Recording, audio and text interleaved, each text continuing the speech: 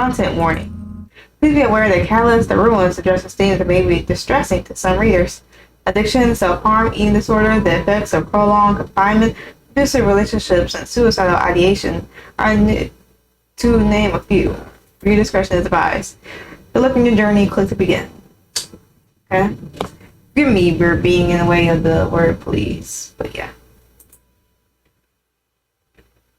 The year is 600, and in your home, the country of Cor...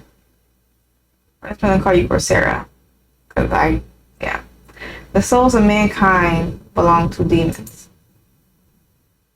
The town is square and silent as a grave. Hundreds of peasants await your first sermon, sitting obediently and waiting for you to speak. The white-knuckled hold you keep on your holy symbol of mercy grants you no solace. Compared to the screens ripping across the town square, the story of the Catalyst feels like a distant memory. Do the people standing before you remain paralyzed with religious observance and fear for their lives? Those who remain on the periphery of the village are anything but. Your fellow priests' hands clutched in prayer attempt to extract the unwilling from their homes as the rest of the town patiently awaits them. To try to intervene with their work could mean the death of the entire village. There is no man, woman, or child before you who does understand the might of the church. The threat of demons is as real as the gods themselves. Crowd stares at you with a mix of complete devotion and abject terror as you move to begin your sermon early. Our Emma, your mentor, nearly jumps with fright as your timid voice begins. He grabs your arms to try to stop you. Richard, give them some time. Take a nose in the back of the crowd. You break away from his grasp and step up into view. Rickety wood scaffolding groans even under your slight frame. As you look out to the town square, you are thinking of the crowd, chronic headaches, bullying, how hard your pious parents struggled to protect you. You grew up here in the little village of Pontos. You think of the boy who tried beating you to death. How you were sure to be killed for breaking every bone in that boy's body with simple prayer to vengeance. Church of Mercy's intervention when you were taken from your home, your parents, and you were certain you would never come to this place again. The sick, wet squelch of metal on flesh pierces the sounds of the crowd, listening a sigh from one man far at the back. Callous peasants around him rush to shush his outbursts. I know you are afraid, he said quietly. Whereas from the few souls you heard you nearest to the scaffolding, or those who simply saw your lips move near the back, crowds fall silent once again. Tension builds in waves throughout the congested mass of warm bodies and their panic breathing. You keep your eyes downcast on your holy symbol, a pair of golden outstretched hands. The timidness in your voice breaks as you lift your eyes over the crowd and call out to them. There is no need for fear. Your king, your gods, the Church of Mercy are here with you today. My name is Brother Anscham. Anscham? Yeah. I'm here to tell you about the Catalyst. Scanning the crowd of any this enters, you confirm the worst case scenario. Just beyond the edge of the square, your fellow priests are forced to back up towards the crowd. A mass of withering, twisting flesh that was once certainly a man spoke in bubbles, and far too much agony from the priest's ministrations to be of much harm.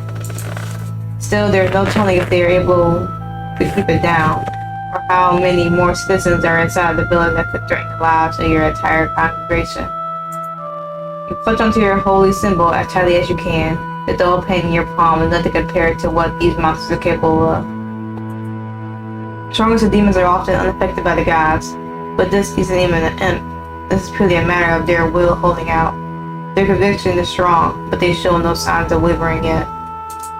No matter how strong your feelings are towards these people, you cannot forget the teachings of mercy. Not now.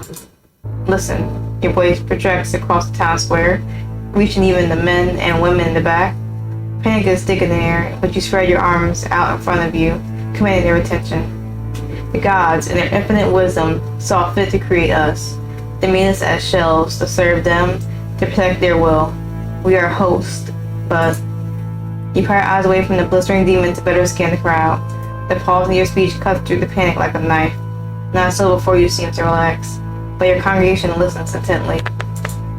You are hosts not only to the gods, as vehicles for sin, you can become monstrosities through magic, and can even become demons. You raise your arms skyward.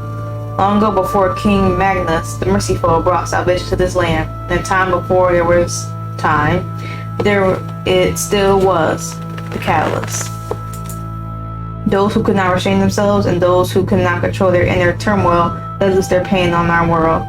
You point and accuse the demon at the back of the crowd. Look now. Look at all of you. This is what you can become. Several men and women bring their hands to their face to muffle their cries. The creature has been reduced to a smoldering mound of flesh. Thanks to the priest's continued succor, their hands are grasping tightly around their holy symbols, sweat dripping off their faces. As they frantically advance toward the creature, steam trails thinly off its body. Look, no doubt those still hiding in their homes can hear you. Death and suffering is all that awaits those who scorn the gods. Callous is inside each and every one of us. It will never leave. Not as long as you turn a blind eye to your duty.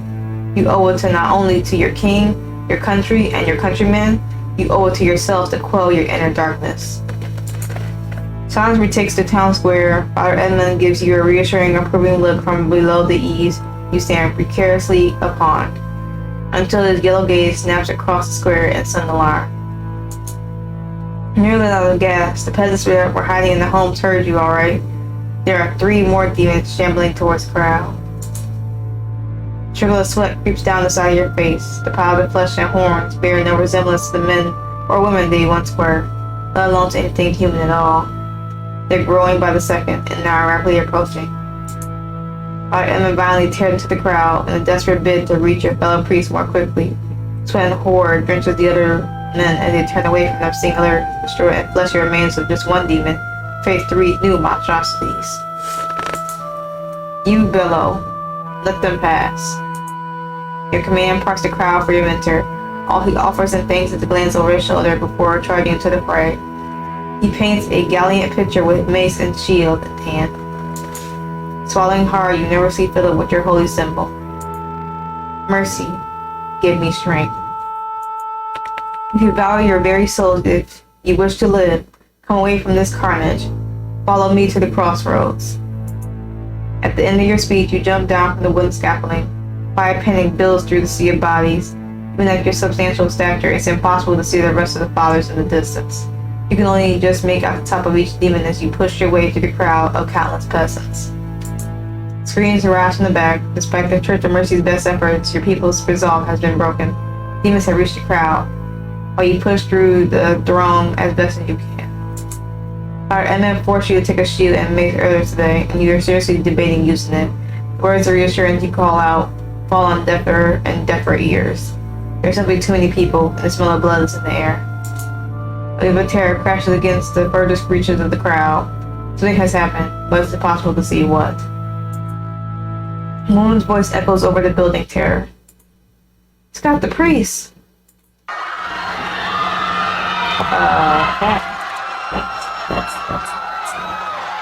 A cacophony of panic follows.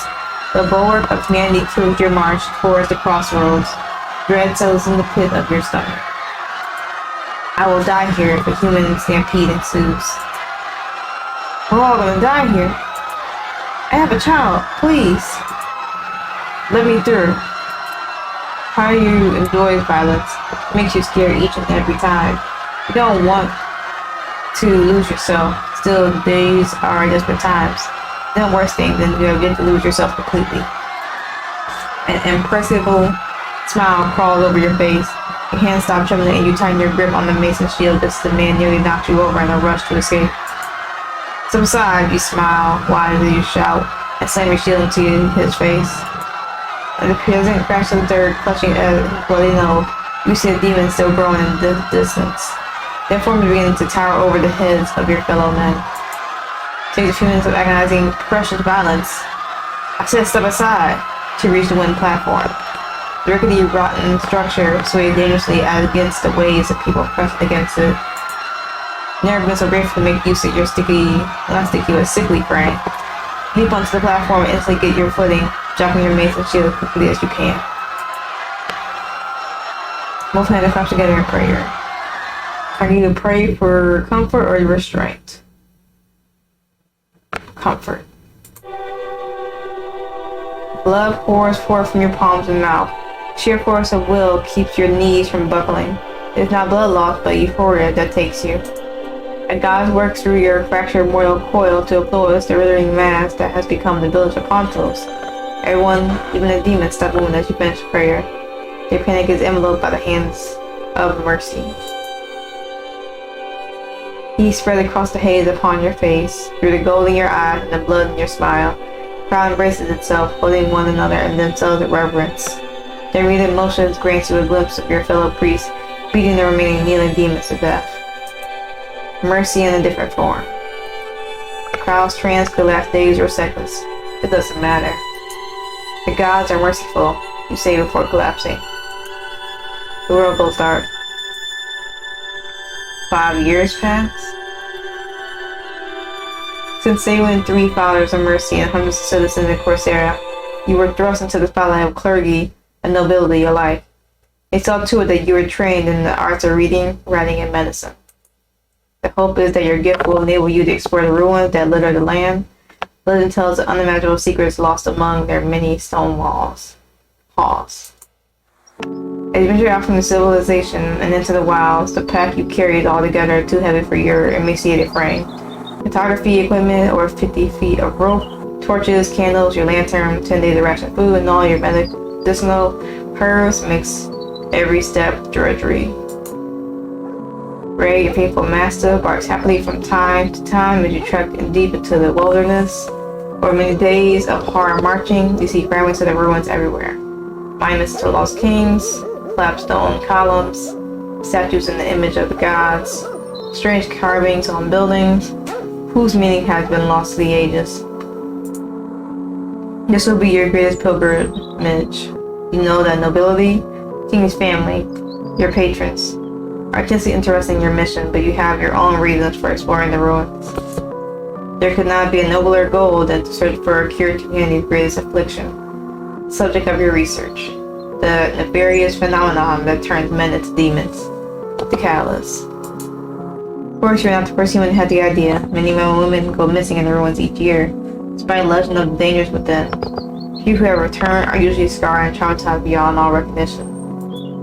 Your heart is unusually light, given the threat of such danger. You know that you go forward not just for yourself, but for humanity. It's a good feeling. You have to strain your neck to look up as you approach an unmistakable entrance to the ruins. Ray barks as he runs back and forth outside the colossal stone passageway. Light seems to disappear as it approaches the only entrance. Massive decaying stone tablets line the archway, silver growth and the expansive walls around it. Building's dimensions escape comprehension. Its walls etched with countless harsh inscriptions in a language you do not recognize, despite your teachings. It doesn't help you how weather-worn each symbol is, okay? All in and around the vowel language are carvings of strange beasts. Next to the experience in the field, you know these to be demons. Your eyes continue to gloss over the walls of the ruins as they stretch on and out into the forest. It's middle of the year, but the green in your eyes does not linger on the flowering canopy of the forest, or the flowers all around. Your stare is fixed on the hundreds of depictions of winged creatures, masks of flesh, and oddly humanoid beasts. Demons upon demons.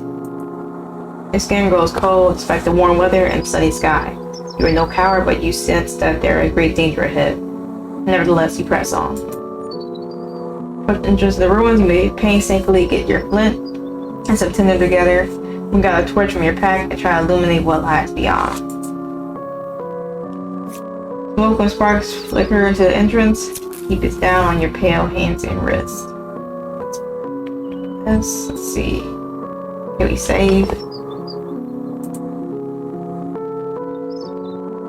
I don't think it's an option to save.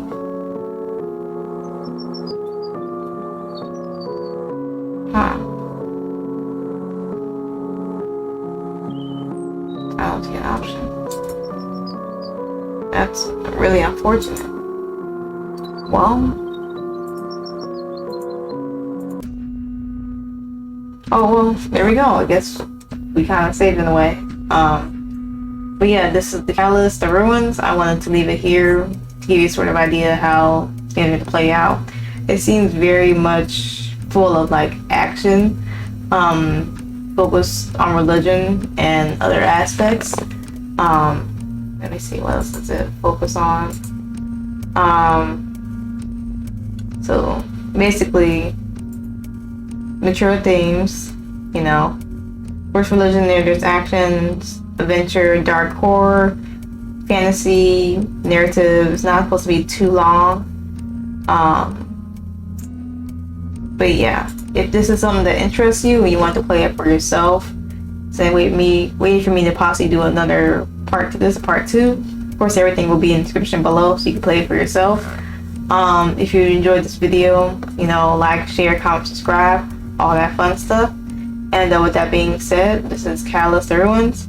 Hopefully you enjoyed this, and hopefully you also had a good day, good yesterday, and better tomorrow. And I will catch y'all in the next video.